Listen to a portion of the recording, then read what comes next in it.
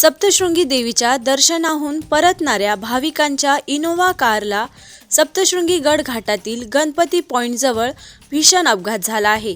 Car सुमारे 1000 ते 1200 फूट खोल दरीत कोसळल्याने कारमधील 6 जणांना आपला जीव गमवावा लागला आहे. रविवारी दुपारी ही दुर्दैवी घटना घडली.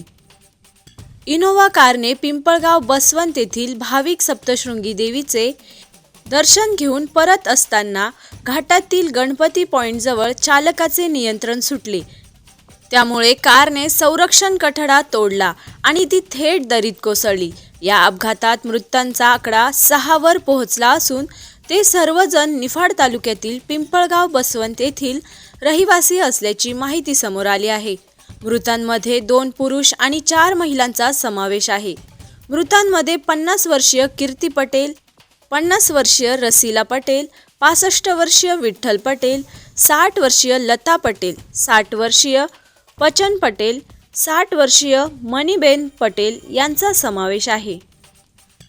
अपघाताची माहिती मिळताच स्थानिक नागरिक, पोलीस आणि आपत्ती व्यवस्थापन पथकांनी तातडीने मदत कार्य सुरू केले. दरीची प्रचंड खोली आणि दुर्गम भाग यामुळे मृतदेह बाहेर काढण्याच्या कामात मोठ्या अडचणी आल्याचे बचाव पथकाच्या अधिकाऱ्याने सांगितले. या भीषण अपघातानंतर स्थानिक ग्रामस्थांनी सार्वजनिक बांधकाम विभागाच्या कामावर तीव्र संताप व्यक्त केला आहे. घाटातील काही संरक्षक भिंती आणि कठड्यांचे काम अपूर्ण असल्यामुळे हा अपघात घडल्याचा आरोप ग्रामस्थांनी केला.